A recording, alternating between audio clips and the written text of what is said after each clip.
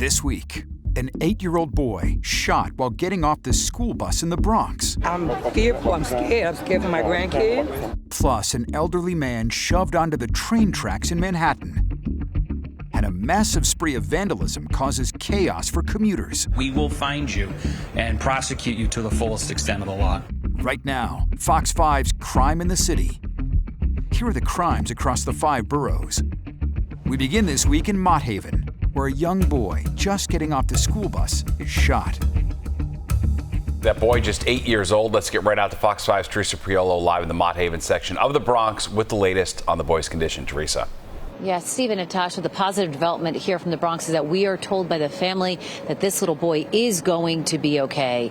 It all happened here on Beekman Avenue around 5 o'clock this afternoon. I'm told an 8-year-old victim was getting off of the school bus. His grandmother was meeting him. As he was exiting, gunshots rang out up the block. It's believed that the grandmother told the boy to get down, and then immediately they realized he had been hit in the thigh.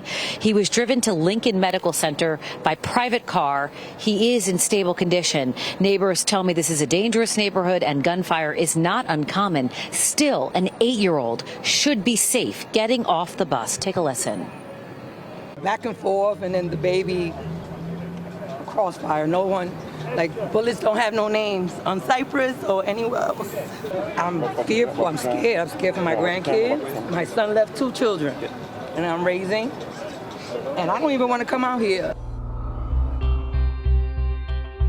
On the Upper East Side, a 74-year-old is thrown onto the tracks in an unprovoked attack.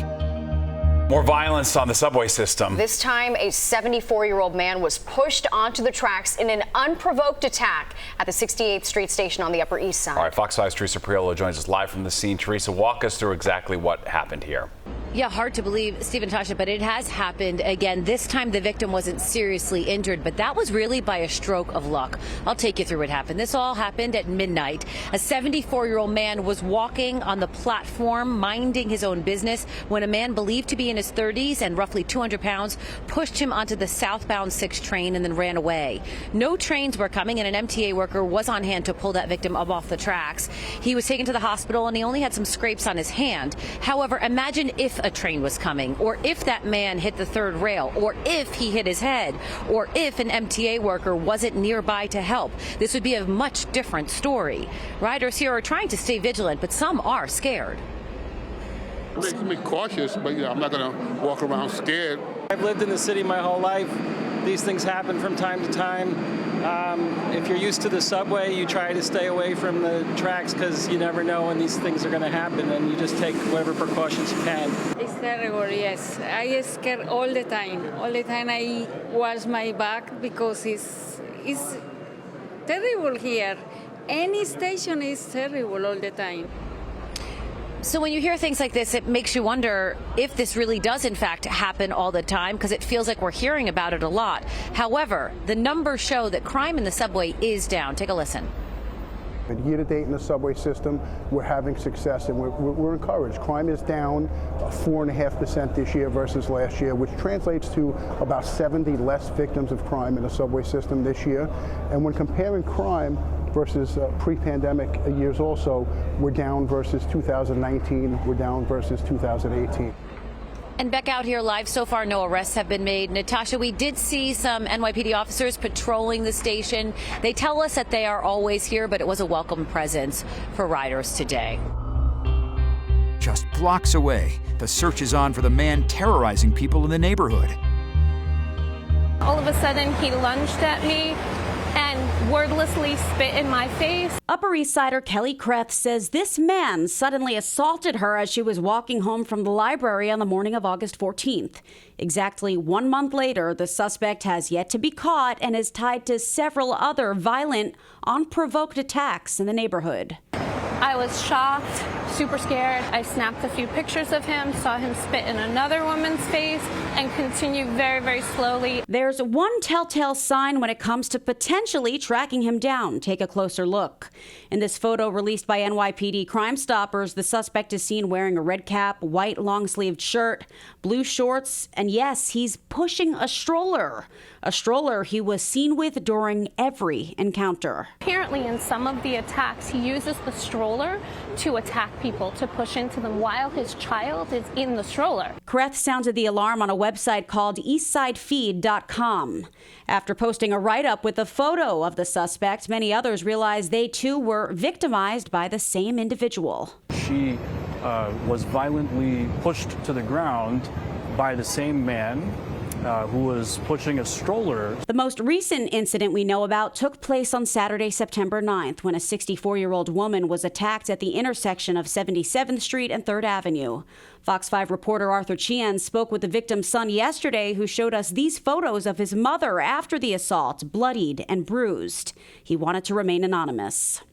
Her pants were ripped. She sustained abrasions to both of her knees, her arm, and she narrowly, by maybe an inch or two, missed hitting her head on the fire hydrant. So far, the NYPD is tracking at least 6 incidents involving a man with a stroller, including an attack from last December where a 68-year-old man on East 86th Street was punched in the head and knocked out. Neighbors, though, believe the suspect is tied to many, many more. I verified more than 30 of them, but we've counted contact with us well over 50. And part of the problem with this case is, although dozens of people have been speaking out about it on social media, not enough victims have actually contacted police, which is very important so they can track this person down and hopefully get him behind bars. Next, vandals rack up hundreds of thousands in damages along several subway lines.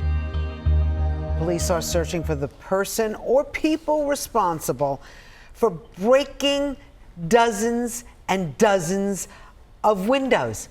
6 different subway lines.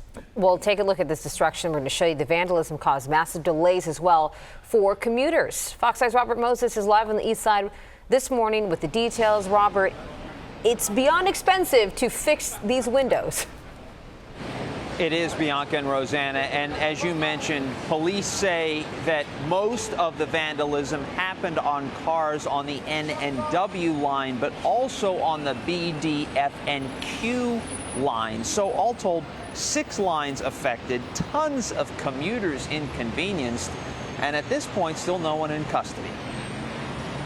Pissed off? Can I say pissed off? A visibly upset Richard Davey, the president of New York City Transit, expressed outrage at the vandal or vandals who damaged 97 windows across 45 trains during a 29-hour period that ended at about 6 a.m. yesterday. As a result, service on the W line was suspended for much of the day. Other lines were affected, too. Davey estimates that the damage cost about $500,000, to say nothing of the hundreds of thousands of inconvenienced commuters. It might seem like a prank, or I don't know what is in the mindset of these criminals, but it sure as hell ain't helping us deliver service for New Yorkers. The MTA says it expects to run full service during this morning's rush. The vandalism came at a particularly inopportune time when students are back in schools, many workers are back in offices, and the MTA is trying to add service. As of shortly after noon yesterday, the MTA said 25 trains had been repaired. We are literally have exhausted, depending on the fleet class, the number of windows in our supply, and are now stealing windows off of cars that are in our train yard. The MTA says the damage was inflicted from inside the cars while trains were in service along the N, W, Q, B, D, and F lines. The NYPD and MTA sent a very clear message to the offender or offenders. I don't know of a place that has more cameras than a Las Vegas casino than we do. We will find you. We have your picture, I have no doubt. We will find you and prosecute you to the fullest extent of the law. When caught, you will be arrested and you're going to be facing felony charges. And in Central Park, yet another act of vandalism, this time targeting Parks Department vehicles. In a city where anything can happen, the wrong thing has happened in Central Park, where a row of Parks Department cars were vandalized. Broken side mirrors, smashed taillights, shattered windshields. Police say 20 cars were damaged, most of them electric vehicles. Those walking by full of disgust over the criminal act. It's just so disrespectful, especially with the city saying that we're in dire straits with everything that's been happening post-pandemic and with all the migrants coming. Police have added patrols along the path. The NYPD telling Fox 5 it happened between 11 p.m. Monday night and 6 a.m. Tuesday. A Parks Department source says surveillance video has been handed over to police. But many wonder what good it'll do if the criminal is just issued a summons for the thousands of dollars of damage he or she caused. There's cameras all over the city, and people are running out of Bloomingdale's with $3,000 worth of, luxury goods. What do I? This is just the city now. You can't just say like, "Oh, don't do it again." I mean, there has to be some teeth. Patrick kindly shares with us a personal experience for what worked when his son vandalized cars. My son, when he was younger, got drunk and pulled side view mirrors off of 3 cars. He got arrested, booked downtown, and he got, some penalty. He was in jail for 3 nights. He'll never forget it. Using this car as an example, you have a busted rearview mirror, and in the back, the windshield is completely shattered. Now, not only is this expensive to fix, but a source at the Parks Department says they can't do their jobs right now because they're not allowed to drive cars that are in this condition. With 20 cars out of commission, the broken windows theory here, an awful reality for the Parks Department. Heading now to Chelsea, where a student is randomly sucker punched on the street. A 19-year-old is getting some attention for a video that she posted on TikTok describing an incident where she was sucker punched by a random guy in Chelsea. All right, Fox 5's Kendall Green talked to her about the awful attack and how it has altered her sense of safety.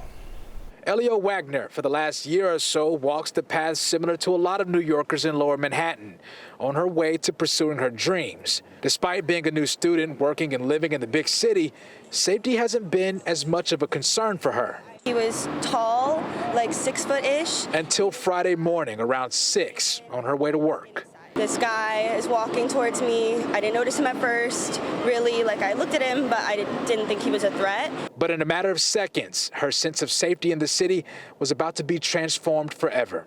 He just charged towards me diagonally, punched me, and ran off. Leaving her with a black eye that more than 900,000 TikTok users have already seen in a viral video recalling the attack. She says she normally keeps her pepper spray armed in case of an incident just like what happened. But in this case, the student was a defenseless target. It felt like he could have just kept hitting me and I wouldn't have been able to do anything about it. So I'm really thankful that this is all I walked away with. And now that confident walk she used to take comes with a lot more concerns and double takes. She called 911 hoping cameras captured the assault and would lead to an arrest. Her worry now has shifted to the amount of mentally ill people on New York City streets that could either victimize her or someone she knows and loves. No person in a normal state of mind would hit a random person. So I think there must have been something going on with him. As for police told me a detective would reach out at some point, but I haven't received that call yet, so. Since that attack, she's changed her route. She keeps her pepper spray handy, and she keeps her hope that police will find that attacker. In the meantime, she's going to be keeping that battle in her mind that this could happen again. And finally, police say young thieves are being used to rob restaurants and bars in the city. It's really a sad situation where the adults are actually the ones to blame. Amsterdam alehouse owner Stephen Wiebe says some kiddie crooks who have the wrong type of adults coaching them have been making nights out a nightmare for about the last 8 months. They come running in and then they're saying, oh, give money for our basketball team.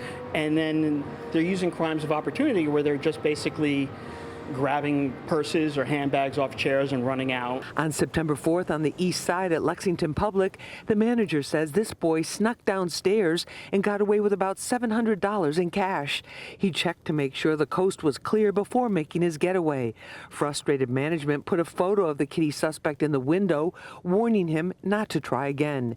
Amsterdam alehouse owner Stephen Wiebe says there's no fear of punishment. They're basically walking around telling my managers and partners that they can do whatever they want because, we're kids, you can't do anything. In August, this child, whose identity we've concealed, walked into Upside on Amsterdam Avenue and snuck down to the basement, allegedly taking $600 from an open safe, according to police. The incident was reported to police, but oftentimes incidents are not. You report so much crime, and after nothing getting done, you just stop reporting it. Police from the 20th precinct did stop by here to speak with the owner, but he says much more needs to be done to support local businesses like his trying to stay afloat in this economy. And that's this week's Crime in the City. Subscribe for more at youtube.com/Fox5NY.